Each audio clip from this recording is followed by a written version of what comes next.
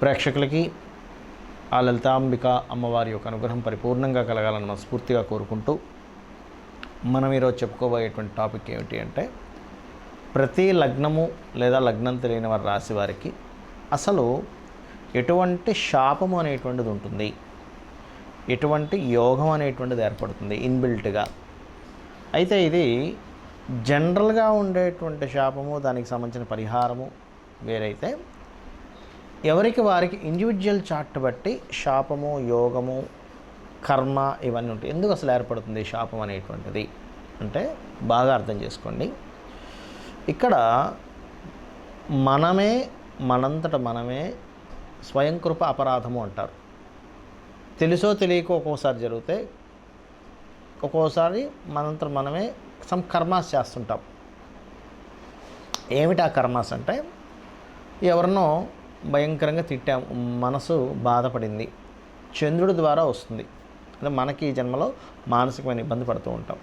ఏదో ఎవరినో కొట్టాం, కుజుడి ద్వారా వస్తుంది, మనకి ఇంకోటి ఏదో దెబ్బ తగలడం జరుగుతుంది. అలా స్పెసిఫిక్గా పలానా లగ్నం వాళ్ళకి స్పెసిఫిక్గా కొన్ని ఉంటే, మీ ఇండివిజువల్ చార్ట్ బట్టి కొన్ని ఉంటుంటాయి.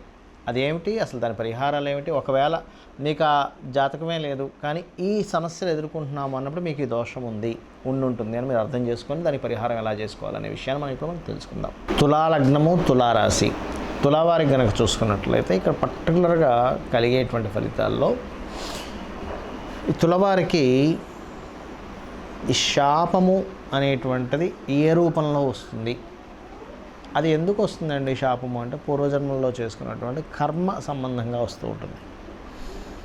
ఇక్కడ తులారాశి వారికి కనుక చూసుకున్నట్లయితే తులా లగ్నము ఆర్ తులారాశి, లేదా నాకు ఈ సమస్యలు ఎక్కువగా వస్తున్నాయంటే మీకు ఇది ఉందని, మీకు ఈ శాపం ఉందని అర్థం గుర్తుపెట్టుకోండి. గురు శాపం ఎక్కువగా ఉంటుంది, దేవతా శాపము, గురు దేవత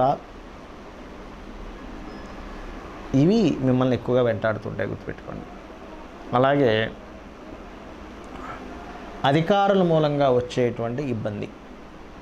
అయితే ఈ అధికారుల మూలంగా వచ్చేటువంటి ఇబ్బంది అనేటువంటిది ముఖ్యంగా రవి కనుక ఎంత ఎక్కువ స్పాయిల్ అంత ఎక్కువగా ఉంటుంది. కొంతమందికి కొంతే ఉంటుంది ఇబ్బంది అనేటువంటిది. ఆ కొంతే ఉంది అంటే దాని అర్థం ఏమిటంటే వీళ్ళ జన్మజాతకంలో రవి ఏదో శుభగ్రహంతో చూడబడుతున్నాడు. మీరు జన్మజాతకంలో చూసుకోవచ్చు, చాలా స్పష్టంగా కనిపిస్తుంది. ఆ రవి బాగున్నాడని అర్థం. అప్పుడు ఏమవుతుంది, ఎక్కువ అనుభవించకుండా కొంత అనుభవిస్తూ ఉంటాడు. బట్ ఇన్బిల్ట్గా ఉండేటువంటి యోగాలు కాంబినేషన్స్ మాత్రం ఇవి. మరి వేటి మూలంగా కలిసి వస్తుంది తులవారికి అని చెప్పి చూసుకున్నట్లయితే భూమి, గృహము, వాహనము వీటి మూలంగా యోగం కలిగి ఉంటుంది. ఎప్పుడు కూడా గుర్తుపెట్టుకోండి, యోగము ఏ ప్లానెట్ మూలంగా ఉంది, శాపము లేదా దోషము ఏ ప్లానెట్ రూపంలో వస్తుంది, దాన్ని క్లియర్ చేసుకోవాలి.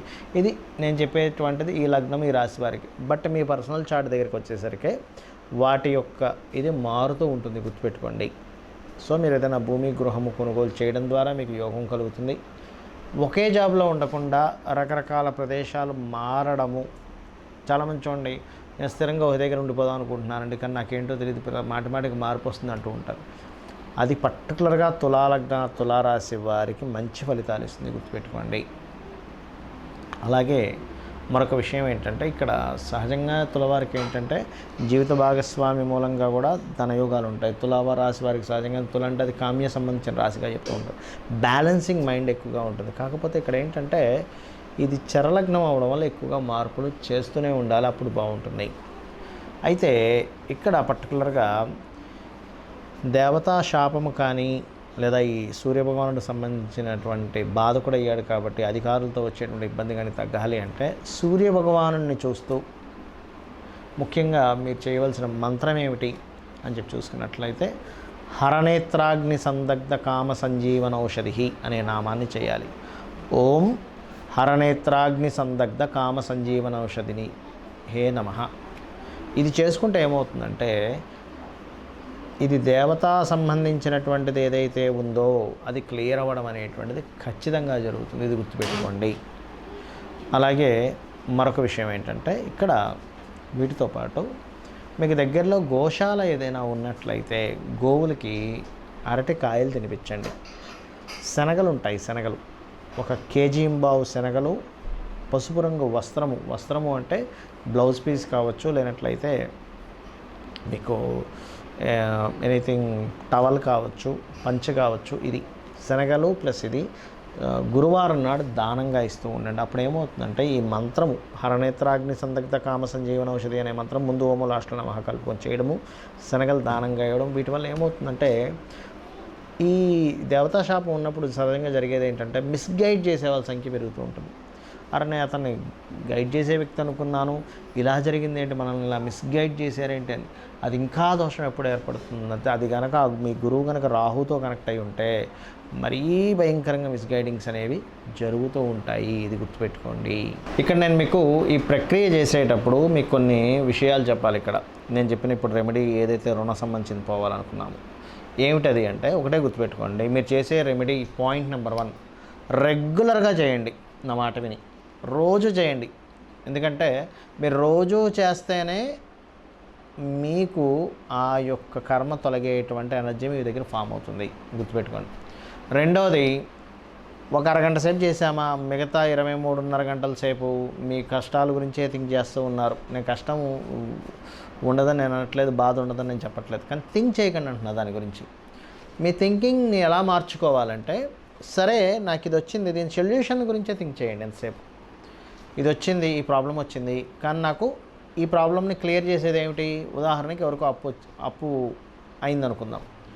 అప్పు తీర్చాలంటే ఏం చేస్తాం? మనం కామన్గా ఏదో అసెట్ అమ్ముతాం, లేకపోతే మనకు పెద్దవాళ్ళు ఎవరైనా ఉంటే పెద్దవాళ్ళ ద్వారా సహాయాన్ని పొందుతాము. లేనట్లయితే మనకి ఏదైనా ప్రాజెక్ట్ వస్తే ఆ ప్రాజెక్ట్ ద్వారా డబ్బులు వస్తే ఆ డబ్బుల ద్వారా నేను అప్పు తీర్చేసుకుందాం అనుకుంటాము.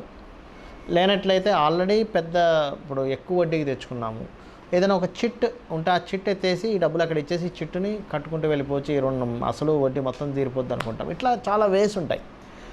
ఆ వే ఏదైతే ఉందో ఆ వేని థింక్ చేయండి. ఆ వేని మీరు కనుక థింక్ చేయగలిగితే ఇట్లా దొరికితే బాగుంటుంది, అలా దొరికితే బాగుంటుంది, ఇలా థింక్ చేయండి. అంతేగాని ఇప్పుడున్న ప్రాబ్లం ఇలా అయిపోతుంది, నేనేంటి ఇలా దిగజారిపోతున్నాను, నాకు ప్రాబ్లమ్స్ క్లియర్ అవ్వట్లేదు, నేను ఎంతసేపు ప్రాబ్లంలో వీరవుతాను, ఇది ఆలోచించకండి దయచేసి. ఎందుకంటే మన సబ్కాన్షియస్ మైండ్ ఏదైతే ఉందో, మనం ఏదైతే రిపీటెడ్గా ఆలోచిస్తుంటామో ఆ రిపీటెడ్గా ఆలోచించేటువంటి దాన్ని తీసుకుని అదొక ప్రోగ్రామింగ్ చేసుకుంటుంది. ఆ ప్రోగ్రామింగ్ అంటే ఎవరో కాదు, లోపల మనకు ఉన్నటువంటి మొత్తం మన దేహంలో దేవతలు ఉంటారు. ఆ దేవతలే మీ ఆలోచనలను బట్టి ప్రోగ్రామింగ్ చేసుకుంటారు. ఎందుకంటే మనిషికి నెక్స్ట్ జన్మ వస్తుందంటే అతని ఆలోచన, అతని కోరిక అనేది లేకపోతే నెక్స్ట్ జన్మ ఎలా లేదో, next minute, next hour, next day, next month, next year, ఇదంతా కూడా మనం లోపల ప్రోగ్రామింగ్ చేసుకుంటున్నాం. ఇలా ఉండాలి, ఇలా కోరిక. కొంతమంది అంటూ ఉంటారు నా డిజైర్ అండి అది అంటూ ఉంటారు. ఒక స్టేజ్కి వెళ్ళాక నా డిజైర్ ఇది, నేను అంటే ఏంటి 24 గంటలు దాన్ని థింక్ చేశాడు. నేననేది ఏంటంటే ఇట్స్ వెరీ క్లియర్. మీరు ఏదైతే సమస్య తీరడానికి ఆస్కారం ఉన్నటువంటి ఒక ప్లానింగ్ ఉందో మీ మైండ్లో, దాన్ని మాత్రమే అందంగా డిజైన్ చేసుకుని ఇమాజినేషన్ చేసుకోండి. ఎన్ని సమస్యలు వచ్చినా భగవంతుడిని పట్టుకున్నాను, అమ్మవారిని పట్టుకున్నాను అనే భావన మీలో ఉండాలి. నాకేంటి, అమ్మవారి చేతితో నేను పట్టుకున్నాను, అమ్మవారి పాదాలను నేను ఆశ్రయించాను, నాకేంటి అనేటువంటి ఒక ధీమాతో నేను చెప్పినటువంటి మంత్రం చేయండి. ఖచ్చితంగా మీరు బయటపడగలుగుతారు. దీంతోపాటు ఎప్పుడు కూడా మీ personal chart is most important. ఇప్పుడు నేను చెప్పినటువంటివి ఏమున్నా కూడా మీ పర్సనల్ చార్ట్లో కొన్ని అవయోగాల్ని తీసేసేటువంటి గొప్ప గొప్ప యోగాలు ఉంటాయి. చాలామంది తెలియక అయ్యో ఇదేమిటండి అవుతుందా. మీరు చాలామంది చూడండి, అప్పటి వరకు ఏమీ లేకుండా తిరుగుతున్న వ్యక్తి సడన్గా ఒక సంవత్సరం రాగానే గబుక్కని మొత్తం అన్నీ తొలగిపోయి పెద్ద పెద్ద బిల్డింగ్లు, కార్లు అన్నీ మారిపోతాయి. ఏమిటి అది అంటే ప్రతి వ్యక్తికి ఒక టైం వస్తుంది. ఇది గుర్తుపెట్టుకోవాలి. అందుకే మనకు రామాయణ మహాభారతాలు కూడా అంతటి పరాక్రమవంతులు కూడా అడవుపాలు అవుతూ ఉంటారు.